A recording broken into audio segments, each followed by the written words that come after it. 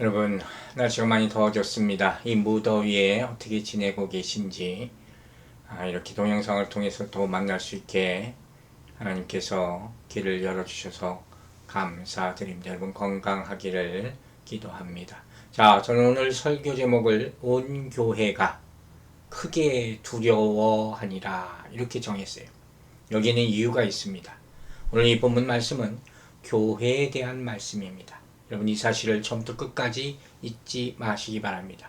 그리고 조금 더 좁혀서 구체적으로 이 내용 안에는 우리가 지난주부터 보고 있는 아나니아와 삽비라의 죽음이라는 내용이 담겨져 있습니다. 절대로 쉬운 내용이 아니라는 말입니다. 그리고 오늘 이 본문을 통해서 우리는 이들이 두려워할 수밖에 없는, 교회가 모든 사람들이 두려워할 수밖에 없는 이유를 살펴보고 교훈을 받기를 원합니다. 자, 우리는 이제까지 본 바로는 초대교회는 성령 충만, 은혜 충만, 사랑 충만, 능력 충만한 교회였습니다. 아멘.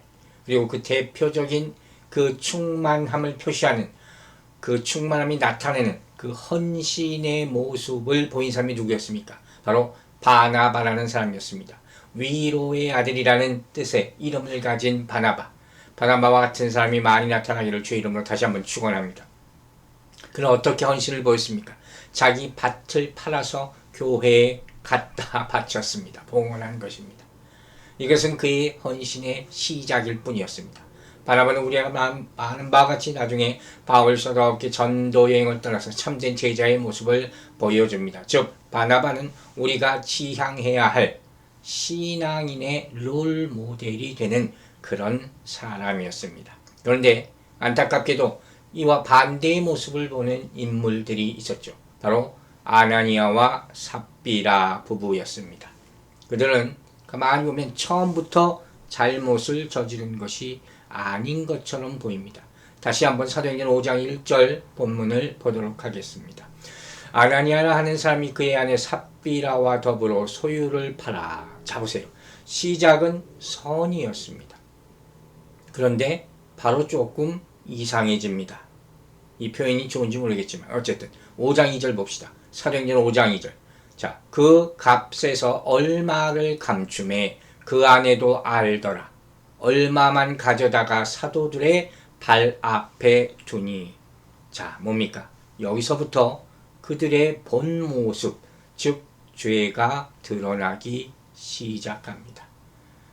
여러분, 우리는 오늘 이 아나니아와 삽비라의 죄가 무엇인가, 그 죄의 명이 무엇인가로부터 생각해 보려고 합니다. 여러분, 그들의 첫 번째의 죄는 무엇이었습니까? 바로 위선의 죄, 이렇게 말하기를 원합니다. 이들은 자발적으로 소유를 팔았습니다. 누구도 강요하지 않았습니다. 그런데 고의적으로 교회를 속이게 됩니다. 부정직, 선이 위선으로 바뀌게 되었습니다. 바울 사도는 디도에게 이런 말을 전합니다. 디도서 2장 10절 보겠습니다. 훔치지 말고 오히려 모든 참된 신실성을 나타내게 하라. 이는 범사에 우리 구주 하나님의 교훈을 빛나게 하려 함이라. 자, 아나니아와 삽비라 부부의 문제는 뭐입니까? 그는 끝까지 신실하지 못했습니다. 그는 은밀하고 부정한 착복한 죄를 저질렀습니다. 그리고 이러한 그의 행동은 하나님의 영광을 가려버리는 그러한 일이 되고 맙니다. 여러분, 우리는 알게 모르게 얼마나 자주 이런 죄를 저지릅니까? 하지만 여러분, 우리가 분명히 알아야 될 것이 있습니다. 그것은 무엇이냐? 바로 이와 같은 위선으로는 하나님께 영광 돌릴 수 없습니다. 하나님께 값을 치를 수가 없다 하는 것입니다. 아무리 좋은 것을 갖다 드린다 할지라도 이런 일을 우리가 해야 될 때가 있습니다. 여러분, 이런 일로 눈치를 보지도 마시기 바랍니다. 고민하지 마시기 바랍니다. 하나님은 분명히 우리에게 말씀하셨습니다. 하나님은 우리에게 얼마나 선한 일을 많이 하였냐 이렇게 묻지 않으십니다. 그분이 물으시는 것은 뭐라고 얘기합니까? 성경은 내 마음을 다하고 내 목숨을 다하고 뜻을 다하고 힘을 다하여 나를 사랑했느냐. 구약과 신약을 통해서 하나님은 이렇게 물어보십니다. 위선죄, 이것이 그들의 첫 번째 죄였습니다. 둘째, 성경은 분명히 뭐라고 합니까? 그들이 성령을 속였다, 이렇게 말합니다. 사도행전 5장 3절 말씀 보겠습니다. 베드로가 이르되 아나니아야 어찌하여 사탄이 내 마음에 가득하여 내가 성령을 속이고 그 땅 값 얼마를 감추었느냐. 여러분, 아나니아의 죄의 심각성은 뭡니까? 단순히 인간 베드로를 속인 것이 아니라 어떻게 성령을 속였어요. 사탄이 마음에 가득 차서 성령을 속였다, 이렇게 얘기합니다. 여러분, 다시 한번 반복해서 얘기합니다. 마귀, 사탄은 분명히 있습니다. 잊지 마시기 바랍니다. 지금도 세상에서 우리 마음 가운데서 그리고 교회에서 일하고 있습니다. 아십니까? 이 땅의 교회는 광야입니다. 광야 같은 거예요. 완전히 거룩하지 않다는 것입니다. 교회는 알곡도 가라지도 함께 있다는 사실을 분별하시기 바랍니다. 그리고 사단은 이용합니다. 가라지를 이용합니다. 교회 안과 밖에서 짓는 모든 죄는 사단에 의해서 계획되고 있다는 사실, 여러분 분별하고 알아야 될 줄로 믿습니다. 그리고 또 한 가지 우리가 잊지 말아야 될 사실은 무엇입니까? 성령을 회방한 죄는 사할 방법이 없다 하는 것입니다. 마태복음 12장 31절에 이렇게 얘기합니다. 그러므로 내가 너희에게 이르노니 사람에 대한 모든 죄와 모독은 사하심을 얻되 성령을 모독하는 것은 사하심을 얻지 못하겠고. 여러분 잊지 마시고 성령을 절대로 속이려 하지 말고 모독하지 않게 되기를 주의 이름으로 축원합니다. 세 번째, 그들의 죄는 뭡니까? 그들은 위선의 죄를 저지르고 성령을 속이고 결국 이것은 뭡니까? 하나님께 거짓말을 하게 됩니다. 사도행전 5장 4절 다시 봅니다. 땅이 그대로 있을 때에는 내 땅이 아니며 판후 후에도 내 마음대로 할 수가 없더냐. 어찌하여 이 일을 내 마음에 두었느냐. 사람에게 거짓말을 하는 것이 아니요 하나님께로다. 지난주에도 봤습니다. 자, 제가 질문을 좀 합니다. 여러분 솔직하게 생각하고 마음으로 대답하시기 바랍니다. 옆 사람 보지 마시고. 지난 24시간 동안 여러분 거짓말 하지 않으신 분 있으면 조용히 손들어 보시기 바랍니다. 24시간 너무 짧습니까? 그러면 한 주 동안, 지난 한 주 동안 나는 거짓말 단 한마디도 하지 않았다. 누구에게든지. 이런 분이 있습니까? 솔직히 저는 알 수 없습니다. 이걸 확인할 길이 없습니다. 여러분과 제가 대면해도 확인할 길이 없습니다. 왜? 내가 거짓말 했다고 본인이 얘기하지 않는 이상 이걸 어떻게 알겠습니까? 물론 티나게 드러나게 거짓말 잘 못하는 분들도 있어요. 그렇게 거짓말하는 사람도 있어요. 여러분, 우리는 보통 하루에 몇 번이나 거짓말 할까요? 0번입니까? 일주일 동안 내가 몇 번이나 거짓말 하는지 아십니까? 누가 그럽디다. 우리는 보통 하루에 4번은 거짓말 한답니다. 누군지는 제가 말할 수 없습니다. 어쨌든 누가 그랬습니까? 자, 그렇다면 보통 우리는 누구에게 거짓말 하는지 아십니까? 알죠? 가족을 포함한 모든 주위 사람들에게. 또 누굽니까? 나 자신에게. 그리고 누구에게 거짓말 합니까? 하나님께. 왜 할까요? 여러분 왜 하는지 아세요? 거짓말을? 내가 거짓말 하는지 알면서도 왜 하는지 아세요? 속일 수 있다고 생각하니까. 맞습니까? 여러분 거짓말하면 아주 좋은 예가 있어요. 좋은 예라고는 할 수 없지만 안타까운 예지만 누굽니까? 다윗이에요. 다윗. 정확하게 이 다윗이라는 왕은 자신을 속이고 주위 사람들을 속이고 동시에 하나님까지 속이려고 했던 사람의 예가 됩니다. 맞죠? 바세바와 간음한 후에 그 일을 얘기하는 것입니다. 그런데 다윗이 바세바와 간음한 후 그 일을 숨기려 했을 때 나단 선지자가 나타나서 뭐라고 얘기합니까? 당신이 그 사람이다. 이 한마디로 사태가 완전히 바뀌게 된 거예요. 당신이 그 사람입니다. 하나님이 정확하게 이렇게 다윗에게 말씀하셨습니다. 자, 사무엘하 12장 12절 봅시다. 너는 은밀히 행하였으나 나는 온 이스라엘 앞에서 백주의 이 일을 행하리라 하셨나이다 하니. 무슨 얘기입니까? 하나님은 속일 수 없습니다. 하나님은 꿰뚫어 보시기 때문이라고 여러 차례 말하고 있습니다. 다윗의 문제는 뭡니까? 다른 사람의 불의는 정확하게 알아봅니다. 그러면서 자신의 불의는 안 보이는 것, 못 알아보는 것. 그 기준과 잣대를 다른 사람에게는 적용하지, 자기에게는 적용하지 않는 것이에요.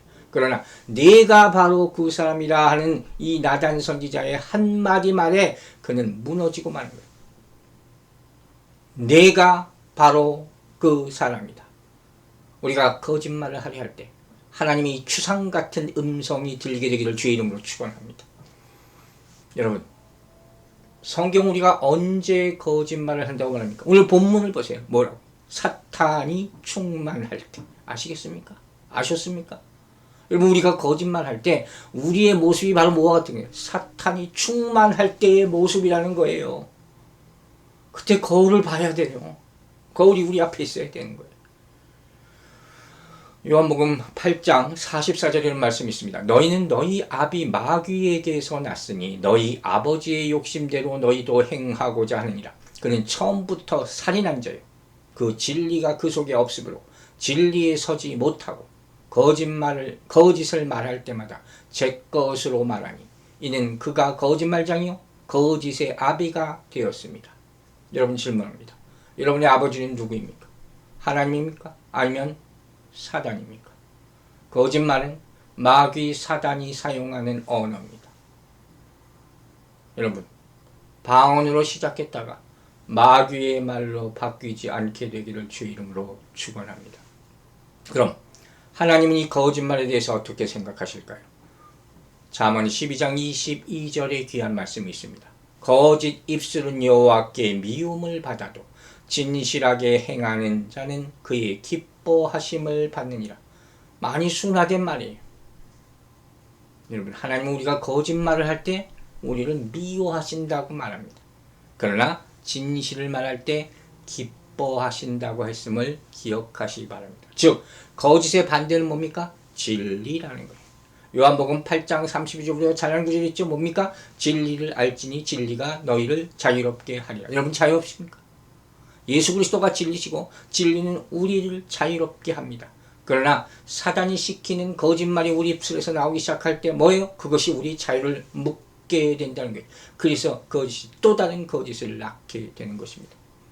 결국 거짓된 말은 거짓된 삶을 낳게 됩니다. 즉, 말하는 것과 사는 것이 완전히 다르게 보이게 나타나게 되는 것. 여러 가지로 말미암아 자기 합리화를 위해서 세상에 겉으로 보면 멀쩡한 사람들이 참 많이 있습니다. 그러나 거짓된 삶을 살고 있는 사람들이 얼마나 많은지 아십니까? 겉으로 보기에는 모릅니다. 이 사람들을 어떻게 나쁜 사람이라고 하기도 힘듭니다. 그러나 분명히 성경은 보여줍니다. 이 사람들은 진리가 없는 사람들입니다. 하나님이 없는 사람들입니다. 말씀이 없는 사람들입니다. 여러분, 이들이 왜 이렇게 되었을까요? 우리가 거짓말하는 사람들이 거짓말하는 근본적인 이유가 뭡니까? 바로 하나님을 전적으로 신뢰하지 않기 때문이에요. 즉, 바꾸고 말하면 거짓말이 나를 지켜줄 것이라고 생각하기 때문에. 그러나 이 거짓말 위에 세워진 삶은 결국 다 거짓으로 끝나게 되는 거예요. 진리 위에 세운 삶과 완전히 다른 삶을 살게 되는 거예요. 여러분, 거짓된 행위로 우리가 구원받을 수 있겠습니까? 구원은 오로지 하나님의 은혜에 따른 것임을 믿으시기 바랍니다.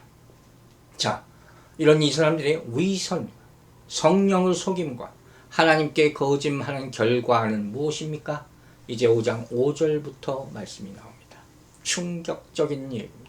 아나니아가 이 말을 듣고 엎드러져 혼이 떠나니 이 일을 듣는 사람이 다 크게 두려워하더라. 여러분, 본문은 아무리 봐도 참 힘든 그런 구절이에요.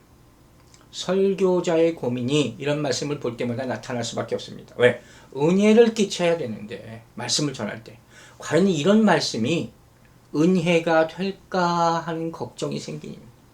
아주 단순하게 제가 대답을 하겠습니다. 먼저 성경의 기록의 정직함을 우리는 항상 기억하고 있어야 됩니다.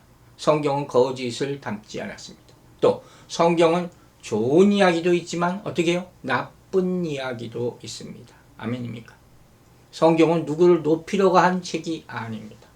그리고 성경은 진실을 기록하고 있습니다. 그러므로 우리가 진실을 보았기 때문에 우리는 진실만을 말해야 될 줄로 믿습니다. 자, 많은 사람들이 물어봅니다. 왜 이렇게 하나님의 심판이 가혹합니까? 왜 이들이 이렇게 죽기까지 해야 될 도대체 이유가 뭘 그렇게 잘못했습니까? 그죠, 여러분? 여러분, 만약에 우리가 이 이유를 정확하게 파악하지 못하면 우리는 절대 회개하지 못합니다. 아시겠습니까? 그래서 이 말씀이 중요한 겁니다. 여러분, 죄가 뭔지 모르면서 어떻게 온전한 회개를 할 수가 있겠습니까? 이 구절을 아무리 읽어도 무슨 소용이 있겠습니까? 그러므로 사랑하는 여러분, 성령의 조명하심이 말씀이 여러분이 있게 되기를 주의 이름으로 축원합니다. 자, 지금부터 그 이유를, 그들이 죽을 수밖에 없었던 이유를 함께 묵상해 보려고 합니다. 자, 첫 번째 이유는 뭐겠습니까? 여러분, 이 사건은 영적 전쟁입니다. 아멘 되십니까? 자, 사람들은 본문과 여호수아 7장의 사건을 비교합니다. 지난주에 제가 이 말씀 드리지 않았어요. 많이 인용되는 여호수아 7장이죠. 여호수아 7장의 스토리는 뭡니까? 바로 아간의 이야기입니다. 아간의 이야기. 아간의 범죄에 대해서 나와 있습니다. 몇 구절만 발췌해서 스토리를 설명합니다. 먼저 여호수아 7장 1절 보겠습니다. 이스라엘 자손들이 온전히 바칠 물건으로 말미암아 범죄하였으니 이는 유다 지파 세라의 증손 삽디의 손자 갈메의 아들 아간이 온전히 바친 물건을 가졌습니다. 여호와께서 이스라엘 자손에게 진노하시니라. 여러분, 아간이라는 사람이 전투에서 승리한 전리품을 감췄어요. 훔친 거예요. 자기 것을 만들어버렸다는 거예요. 그리고 결과가 뭡니까? 이로 말미암아 그 견고한 여리고성을 무너뜨렸던 아무 무기도 없이 그 이스라엘이 어처구니 없게도 그보다 훨씬 약하고 작은 아이성 전투에서 그만 패배하게 됩니다. 그리고 이 패배 후에 이 여호수아가 하나님께 가서 묻습니다. 정말 잘한 거죠. 우리도 이래야 될 줄 믿습니다. 자, 그리고 하나님이 묻자, 여호수아가 묻자 하나님께서 그 패인을, 전투의 진유를 분명하게 대답해 주시는데 이렇게 얘기합니다. 여호수아서 7장 11절 보겠습니다. 이스라엘이 범죄하여 내가 그들에게 명령한 나의 언약을 어겼으며 또한 그들이 온전히 바친 물건을 가져가고 도적질하며 속이고 그것을 그들의 물건들 가운데 두었느니라. 자, 여기에는 중요한 5가지 동사를 사용합니다. 그래서 아간이 저지른 범죄가 어떻다 하는 것을 말하고 있는 것입니다. 너무도 확실하게 말합니다. 뭡니까? 범죄하고 어기고 가져가고 도적질하고 속였다. 자, 사도행전 5장의 본문에 나오는 내용과 너무도 흡사하지 않습니까? 여러분, 그러면 그들의 진짜 문제가 뭐겠습니까? 여러분 잘 들으시기 바랍니다. 지금부터. 여러분, 가나안 땅 정복은, 이 전쟁은 영적 전쟁입니다. 아십니까? 하나님의 땅, 가나안 땅은 하나님의 땅이었어요. 그것을 가나안 족속이 더럽혔습니다. 거기에 대해서 하나님은 심판하고 계십니다. 어떻게? 거룩함의 회복을 위하여. 그래서 하나님은 미리 레위기에서 먼저 너희는 거룩하라고 이스라엘을 말씀하십니다. 자, 레위기 11장 45절 봅니다. 나는 너희의 하나님이 되려고 너희를 애굽 땅에서 인도하여 낸 여호와라. 내가 거룩하니 너희도 거룩할지어다. 아멘입니까, 여러분? 그들이 거룩한 것이 아니라, 거룩하게 된 것도 아니라 하나님이 그들을 거룩하게 한 것입니다. 왜? 그들을 사용하셔서 거룩한 땅으로 가나안을 회복시키기 위해서. 그런데 그들이 더럽혀지면 그들을 사용할 수가 있겠습니까, 여러분? 마찬가지예요. 여러분 잘 보세요. 초대교회는 어떻게 세워집니까? 거룩한 성령의 역사로 말미암아 세우신 거룩한 하나님의 몸이었어요. 그게 초대교회예요. 그게 예루살렘 교회였어요. 그런데 부정한 일이 생기고 말았습니다. 아나니아와 삽비라로 말미암아. 여러분, 하나님은 절대로 부정한 것과 함께 하지 않으십니다. 즉 하나님은 거룩한 영적 공동체, 이 몸 교회에서 영적 암덩어리를 지금 제거하고 계신 줄로 믿으시기 바랍니다. 가나안 땅 정복은 하나님의 나라가 확장되어 가는 겁니다. 아멘입니까 여러분? 이게 영적인 원리예요. 초대교회를 보세요. 초대교회의 성령은 보고 들은 것을 말하지 않을 수 없다는 말씀대로 땅끝까지 복음을 확장함으로 점점 커지고 있는 거예요. 성령이 나타남을 보여주고 있는 거예요. 그런데 이 일에는, 하나님의 영적인 일을 하는 데는 반드시 뭐가 동반하는지 아십니까? 반드시 영적 전쟁이 따라가게 되었어요. 그리고 그 영적 전쟁의 상대는 누굽니까? 바로 사단이라는 거예요. 초대교회 지금 이 전쟁이 임하기 시작한 것입니다. 이제까지는 아무것도 아니라는 거예요. 여러분, 우리가 아는 바와 같이 인류 역사에 두 종류의 큰 세력이 세상에서 충돌하는 것을 우리는 볼 수가 있습니다. 뭡니까? 한 세력은 하나님, 그리고 하나님이 세우신 교회. 또 한 세력은 사단이 조종하는 이 세상입니다. 즉 사단이 우리 마음을 채우느냐, 성령이 우리 마음을 채우느냐에 따라서 그 결과 승패가 좌우되는 거예요. 우리가 잘 아는 에베소 6장 12절에서 뭐라고 합니까? 우리의 싸움은 뭡니까? 어둠의 세상 주관자들, 악한 영을 상대하는 것이라고 바울 사도가 분명히 영적 전쟁에서 얘기하고 있지 않습니까? 여러분, 세상이 시작하는 순간 사단이 들어옵니다. 창세기를 통해서 우리는 보았습니다. 그리고 교회가 태동하는 순간부터 사단은 거짓말을 가지고 들어왔습니다. 만약에 베드로가 이것을 분별하지 못했다면 어떤 일이 벌어졌을까요? 사도행전은 여기서 끝났을 것입니다. 하나님은 그런 교회를 샘플로 세우지 않기 때문입니다. 여러분, 우리가 크리스찬이라는 뜻의 의미를 아십니까? 우리가 그리스도인이라는 것은 우리가 불교 신자가 아니다, 무슨 다른 종교를 믿는 그런 사람들이 아니다, 그런 얘기가 아니에요. 성령의 역사가 있다는 얘기예요. 성령의 열매가 있다는 얘기예요. 그것이 그리스도인입니다. 아멘 되시기 바랍니다. 즉 하나님은 베드로를 통해서 악을 보게 하시고 이 영적 전쟁에 이기게 하심을 믿으시기 바랍니다. 할렐루야. 두 번째, 그들은 하나님께 바친다는 말의 의미를 몰랐습니다.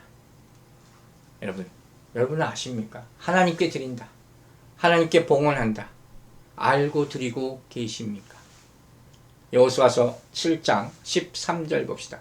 너는 일어나서 백성을 거룩하게 하여 이르기를 너희는 내일을 위하여 스스로 거룩하게 하라. 이스라엘의 하나님 여호와의 말씀에 이스라엘아 너희 가운데 온전히 바칠 물건이 있나니 너희가 그 온전히 바친 물건을 너희 가운데서 제하기까지는 네 원수들 앞에 능히 맞서지 못하니라. 여러분, 굉장히 중요한 말씀이 내용이 이게 담겨져 있어요. 영적인 의미가 무슨 말씀인지 알겠습니까? 자, 이 말씀은 뭐냐면 아간이 범한 문제를 해결하기 위해서 말씀을 주는 거예요. 여기 핵심이 있는 거예요. 첫 번째, 어떻게 해결합니까? 거룩하라는 거예요. 하나님이 이스라엘 백성에서 계속해서 주문하는 게 있었어요. 바로 내 백성을 성결케 하라. 하나님, 또 하나는 뭡니까? 말씀을 입술에 두고 모세를 통해서부터 계속 말씀하신 거예요. 내 백성을 성결케 하라. 왜? 그렇지 않으면 하나님이 그들과 함께 하지 않겠다, 나타나지 않겠다 하시는 거예요. 근데 지금 아간의 범죄로 말미암아 이스라엘이 부정케 됐다니, 그러므로 성결케 해야 되나? 빨리 그것을 요구하시는 거예요. 두 번째, 하나님이 어떻게 하십니까? 모든 백성을 하나님 앞에 모으고 범죄자를 당장 가려내라 명령하십니다. 자, 사도행전 5장에는 어떤 모습이 납니까? 5절에 이 일을 듣는 사람들이 뭐 이 일을 다 들었습니다. 6절에 젊은 사람들이 시체를 운반합니다. 11절에 온 교회와 이 일을 듣는 사람들이 다 이 사건을 앞에 두고 모였습니다. 하나님은 어떻게 이 일을 처리하십니까? 다 모이게 하시고 다 보게 하십니다. 여러분, 하나님은 다 기억하십니다. 세 번째, 어떻게 하십니까? 잘못 드려진 재물을 없애라. 12절에는 바친 물건을 너희 중에 멸하라, 이렇게 나와 있습니다. 지금 무슨 의미인지 아시겠습니까? 문제는 이 멸하라, 제하라는 대상이 성경에는 물건, 재물이 아니라 그것을 바친 사람들이라는 거예요. 여러분 아시겠습니까? 슬슬 스토리가 감이 잡히십니까? 즉 잘못 바친 사람이 재물이 아니라 재물이 없으면 무슨 소용이 있겠습니까? 잘못 바친 사람이 죽어야 한다 하고 분명히 성경은 얘기하는 거예요. 뭐 양, 염소, 뭐 송아지 그 재물 바치는 게 무슨 의미가 있겠습니까? 즉 이 모습을 봉헌, 즉 하나님께 대속 제물로 바치는 것이라고 본다면, 자 그래서 어떻게 했어요? 우리 먼저 뭘 봤어요? 레위 족속 바나바가 헌신하는 모습을 봤지 않습니까? 기억하십니까? 그리고 그 다음에 무슨 모습이 이제 나오는 겁니까? 거짓 헌신의 모습, 즉 불의한 제사장의 흉내를 내는 아나니아와 삽비라의 모습이 나오는 거예요. 그러므로 말미암아 진정한 봉헌의 의미가 무엇인가 하는 것을 우리에게 지금 교훈하고 있는 것입니다. 여러분, 하나님께 바친다 하는 단어 히브리어는 헤렘이라고 해요. 굉장히 중요한 단어 헤렘. 즉 하나님께 온전히 다 바치는 것을 헤렘이라고 합니다. 이건 일부가 아니라 전부를 드리는 거예요. 그런데 여러분, 구약에서 제사 드릴 때 제사장이 제물을 어떻게 바치는지 기억하십니까? 중요한 게 있어요. 제물을 바칠 때 그냥 드립니까? 가져오면? 아니죠. 어떻게 해요? 칼로 찔러 죽여서 바치는 거예요. 즉 우리는 하나님께 완전히 헌신된, 데디케이트된 마음으로 드리는 것이고, 또한 어떻게 해요? 하나님께 온전히 바쳐진, 디버티된 몸으로 죽어야 되는 거예요. 여러분, 완전히 헌신되고 온전히 바쳐진 헌물을 주 앞에 드리게 되기를 주의 이름으로 축원합니다. 만일 하나님께 바쳐진 것, 즉 거룩하게 구별된 사람이나 또한 짐승을 죽여서 드리지 않으면 어떻게 합니까? 하나님의 저주가 임한다고 성경은 나와 있어요. 그래서 제사 드리는 제사장도 온전치 못하면 뭐예요? 지성소에 들어가서 죽어버리잖아요. 여러분, 만인 제사장이 뭔지 아십니까? 만인 제사장이니까 사람들이 착각해서 잘못 해석해서 다 제사장이다, 우리 다 제사장이 좋아요. 맞아요. 이건 무슨 제사? 온전한 제사장이에요. 온전한 제사장. 여러분, 우리가 드리는 제물이 잘못됨으로써, 우리가 드리는 헌신이 잘못됨으로써 하나님께서 받지 않으신다면 우리는 어떻게 해야 됩니까? 하나님 만약에 대신 우리의 생명을 원하신다면 여러분 어떻게 하겠습니까? 아시겠습니까, 여러분? 하나님께 드리는 제물이 잘못되면 헤렘이 다 진멸되게 됩니다. 다 죽임이 되는 것이에요. 그런데 그들은 이 사실을 몰랐습니다. 여러분, 우리의 드림으로 하나님과의 우리의 관계가 회복됨을 믿으시기 바랍니다. 그래서 우린 예배 드리는 것 아닙니까? 그런데 하나님의 것을 탐하는 마음을 온전히 제거하지 않고 드리면 어떻게 됩니까? 관계는 절대 회복되지 않는다 하는 거예요. 그러나 우리가 우리 우상 섬기는 마음, 하나님보다 더 사랑하는 것을 다 제거한 그런 마음을 다 제거해버리고 하나님께 여기 있습니다 이렇게 드릴 때 어떻게 해요? 하나님과 올바른 관계가 형성될 줄로 믿으시기 바랍니다. 그런데 문제가 있습니다. 우리의 죄된 몸과 마음으로는 이런 온전한 드림이라는 게, 완전한 드림이라는 게, 완전한 헌신이라는 게 불가능하다는 거예요. 그러면 어떻게 합니까? 우린 결국 다 죽어야 될 목숨입니까? 아닙니다. 여러분, 왜 아닙니까? 우리에게 참 헤렘이 있으십니다. 그분은 누구십니까? 바로 예수 그리스도십니다. 할렐루야. 여러분, 예수 그리스도는 우리의 죄를 위해 죽으신 제물, 어린 양 되십니다. 아멘입니까? 그는 우리의 구원을 위해서 하나님께 구별되게 드려진 거룩한 제물 되심을 잊지 마시기 바랍니다. 자, 초대교회를 다시 한번 저는 돌아봅니다. 초대교회는 이제까지 그 모습을 보면 교회로서 갖추어야 될 모습은 다 나타난 것 같았습니다. 기도도 있고, 성령의 충만함도 있고, 성령의 역사하심도 있고, 기적도 있고, 병고침도 있고, 방언이 터졌고, 헌신이 있고, 교제가 있고, 나눔이 있고, 다 나왔습니다. 그런데 빠진 것이 하나 있었습니다. 그게 뭔지 아십니까? 희생 제물입니다. 오늘 본문 잘 묵상하셔야 됩니다. 오늘 우리는 그 모습을 보게 되는 것입니다. 이제 우리는 무엇을 어떻게 드릴 겁니까? 잘못된 것, 부정한 것, 이런 것 드리면 어떻게 되겠습니까? 하나님은 생명을 원하십니다. 본문이 그걸 보여줍니다. 2절에서 사도들의 발 앞에 땅판 값을 드렸다 했습니다. 그때까지 몰랐습니다. 그런데 10절을 보면 뭐가 나왔습니까? 베드로의 발 앞에 생명을 드리게 됩니다. 아시겠습니까? 우린 무언가 드려야 됩니다. 생명을 못 드리겠으면 온전한 헌신을 드리시기 바랍니다. 하나님께 드림을 절대로 가볍게 보지 말라 하는 말씀입니다.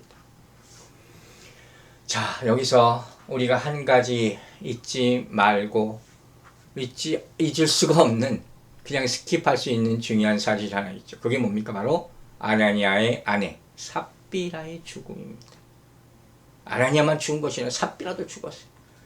삽비라의 죽음은 뭘 의미하는가 우리는 분명히 짚고 넘어가야 됩니다. 자, 사도행전 5장 7절 8절 읽겠습니다. 3시간쯤 지나 그의 아내가 그 일어난 일을 알지 못하고 들어오니 베드로가 이르되 그 땅 판값이 이것뿐이냐 내게 말하라 하니 이르되 예 이것뿐이라 하더라. 여러분, 왜 그녀까지 죽어야 합니까? 저는 아주 쉽게 대답을 찾았습니다. 자, 8절 마지막에 나오는 예 이것뿐이라 하더라, 이 한마디의 대답으로 삽비라의 마음은 다 드러나고 그녀의 운명도 결정이 됩니다. 여러분, 하나님께서는 당신의 종들을 빛 가운데로 인도하십니다. 아멘입니까? 그런데 사단은 언제나 자기의 종들을 어둠 가운데 가두어 두려 합니다. 그들에게 빛, 하나님의 말씀이 임했습니다. 빛이 왔는데 그녀는 깨닫지 못하고 계속해서 어둠에 있는 것입니다. 얼마나 안타까운 광경입니까? 여기서 한 가지 질문을 합니다. 제가 가졌던 궁금증입니다. 왜 좀 더 시간을 주지 않았을까요? 삽비라에게. 왜 좀 누구를 통해서 언지를 해주지 않았을까요? 당신 남편이 죽었어. 빨리 정신 차리고 빨리 준비해. 지난주에 답을 이미 말했습니다. 그들은 동기가 잘못됐습니다. 잘못된 동기를 함께 가지고 있었습니다. 이건 그들의 마음의 문제입니다. 그러면 시편 51편에서 다윗이 뭐라고 부르짖습니까? 정직한 영을 내게 주시옵소서. 이것을 바꾸는 방법은 회개의 기도밖에 없습니다. 두 번째, 베드로는 분명히 다시 물어보았습니다. 그 땅 판 값이 이것뿐이냐? 분명히 다시 물어보았습니다. 기회를 준 거예요. 여러분, 생각해보고 대답하세요. 회개하는데 시간이 걸립니까? 질문이 어렵습니까? 회개하는데 시간이 그렇게 오래 필요합니까? 요한일서 1장 9절에서 이렇게 말씀하십니다. 만일 우리가 우리 죄를 자백하면 그는 미쁘시고 의로우사 우리 죄를 사하시며 우리를 모든 불의에서 깨끗하게 하실 것이요. 아멘. 하나님의 계획은 무엇입니까? 우리로 하여금 자백하게 하시는 것이요. 이 기회를 삽비라는 놓치고 만 것입니다. 여러분, 하나님은 우리에게 지금도 회개하라고 말씀하십니다. 오늘 이 말씀을 듣는 사람 중 혹시라도 지금도 거짓된 삶을 살고 있는 사람이 있다면 지금 즉시 돌이키시기 바랍니다. 여러분, 교회가 거룩한 교회가 되기 위해선 즉각적인 회개가 있어야 함을 잊지 마시기 바랍니다. 세 번째, 이 삽비라의 모습은 무엇을 우리에게 보여줍니까? 심판은 분명히 있습니다. 그리고 심판은 갑자기 들이닥칩니다. 사도행전 5장 9절과 10절입니다. 베드로가 이르되 너희가 어찌 함께 꾀하여 주의 영을 시험하려 하느냐? 보라, 내 남편을 장사하고 오는 사람들의 발이 문 앞에 이르렀으니 또 너를 메어 나가리라니 곧 그가 베드로와 발 앞에 엎드러져 혼이 떠나는지라. 젊은 사람들이 들어와 죽은 것을 보고 메어다가 그의 남편 곁에 장사하니 그녀도 곧 죽게 됩니다. 여러분, 심판은 도망가거나 피할 수 있는 것이 아닙니다. 생각해 봅시다. 만약 심판이 죄가 관영한 상태에 따른 것이라면, 온 세상을 덮은 것에 따른 것이라면 얼마나 덮어야지, 얼마나 사탄이 충만해야지, 얼마나 죄가 관영해야지 심판이 올까요? 우리 이미 창세기를 통해서 그 모습을 봤습니다. 노아의 홍수는 어떻게 임했습니까? 죄가 이 땅에 관영했다. 그때 심판이 임했습니다. 그렇다면 아나니아와 삽비라는 분명히 죽을 만합니다. 왜? 사탄이 마음에 충만했기 때문에, 관영했기 때문에. 삽비라도 성령을 속이는 남편과 함께 했기 때문에. 이렇게 구절에서 말하고 있지 않습니까? 더 이상 뭘 기다려주란 말입니까? 무슨 시간이 또 필요하다는 말입니까? 여기서 또 한 가지 놀라운 것이 뭔지 아십니까? 바로 베드로는 알았어요. 베드로는 이미 그녀가 죽으리라는 사실을 알고 말하고 있습니다. 여러분, 제가 묻습니다. 우리는 알고 있습니까? 여러분은 알고 있습니까? 우리가 얼마나 거룩한지, 내가 얼마나 거룩한지, 얼마나 성결한지, 우리가 성령 충만함으로 성결함을 이룰 때 우리는 온전한 헌신이 무엇인지 알고 그대로 드리게 될 걸 믿으시기 바랍니다. 여러분, 하나님은 아십니다. 우리도 압니다. 모를 리가 없습니다. 만약 이 상태를 그대로 놓아두었다면 어떻게 됐을까요? 다 아나니아와 같이 그렇게 거짓되게 교회를 섬기고 성령을 속이고 그랬을 겁니다. 여러분, 성령은 진리만을 말해줍니다. 아멘입니까? 교회는 하나님의 것입니까? 아멘입니까? 그러므로 하나님의 영광이 나타나지 않으면 교회는 존재 이유가 없습니다. 코로나 이후의 교회, 그래서는 그것을 before 코로나, after 코로나 이렇게까지 말하는 것 같습니다. 수많은 세미나들이 벌써 시작되고 있습니다. 무엇을 준비해야 되냐, 어떻게 번역을 준비해야 되냐. 여러분, 우리는 정말 심판을 준비해야 될 줄로 믿습니다. 성경에 답이 있습니다. 사랑하는 여러분, 치유만이 표적이 아닙니다. 우리는 심판도 표적이라는 사실을 명심해야 될 줄로 믿습니다. 자, 이제 결론입니다. 사도행전 5장 11절 보겠습니다. 온 교회와 이 일을 듣는 사람들이 다 크게 두려워하니라. 제목입니다. 제가 서두에서 이미 질문을 드렸습니다. 그들이 두려워한 이유는 무엇이었냐? 지금 답을 드립니다. 바로 이것이 교회이기 때문입니다. 이해가 되십니까? 온 교회, 이 말을 의미하는 에클레시아라는 단어입니다. 본문에 사도행전에서 처음 쓰였습니다. 자, 다시 한번 리마인드 합시다. 우리는 지금 뭐에 대해서 얘기하고 있습니까? 교회입니다. 잊지 마시기 바랍니다. 이 말은 4장 32절에 나타나는 믿는 무리를 가리키는 것입니다. 즉, 믿는 무리가 가장 두려워해야 될 것은 무엇이냐? 본문이 우리에게 경고하고 있는 것입니다. 여러분, 교회는 큰 권능과 큰 은혜로 시작했습니다. 그런데 이제 큰 두려움에 이르고 말았습니다. 많은 교회에서 이러한 모습을 볼 수가 있습니다. 아니, 우리는 봐야 합니다. 여러분, 세상처럼 교회 안에도 알곡과 가라지가 있다고 했습니다. 선인과 악인이 존재한다고 했습니다.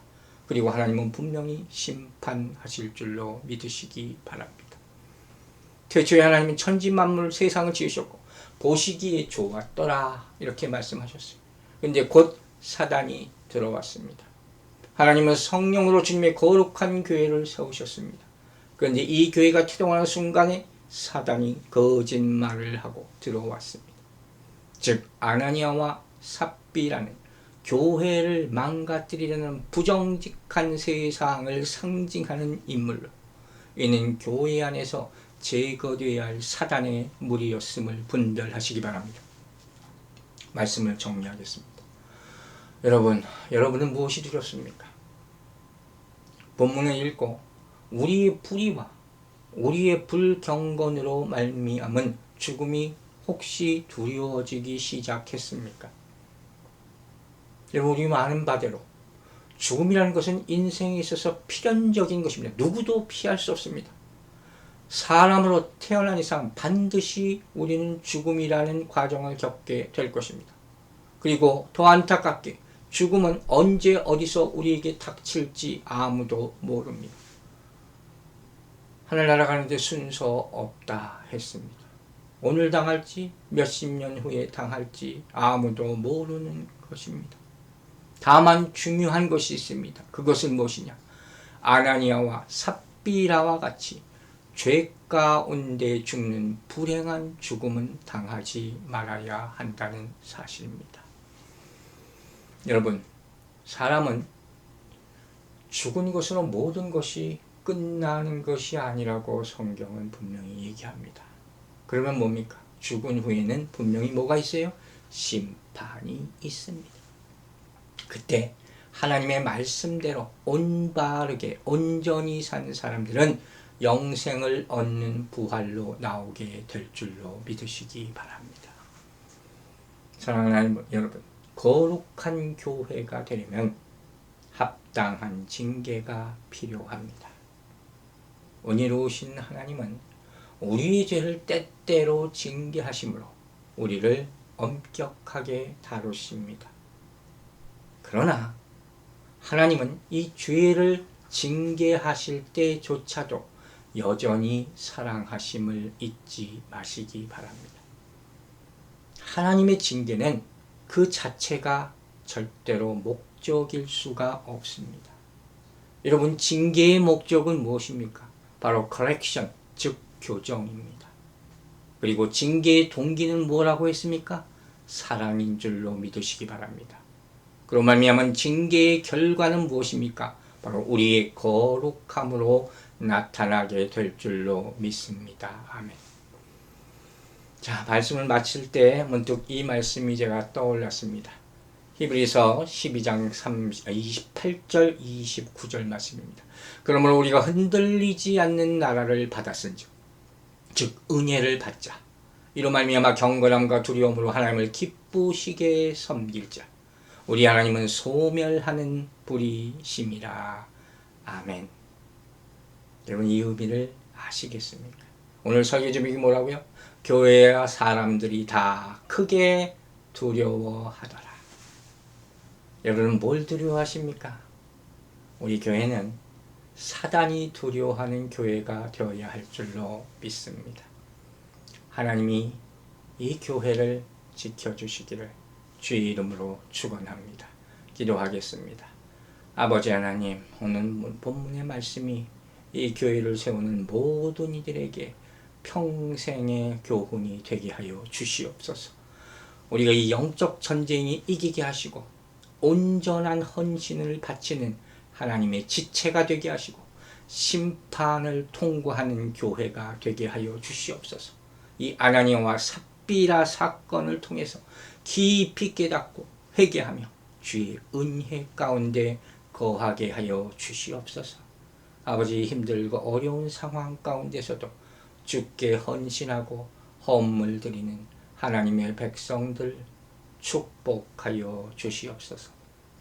물질이 어려움에 빠지지 않도록 하나님께서 필요를 채워주시고 온 마음의 정성을 다하여 드리는 자들에게 한량없는 축복과 이 어려운 상황들을 극복할 수 있는 믿음과 인내를 허락하여 주시옵소서. 주께 드리는 그런 큰 은혜를 주신 것을 감사드리며 우리를 구원하신 우리 구주 예수 그리스도의 이름으로 기도했습니다. 아멘.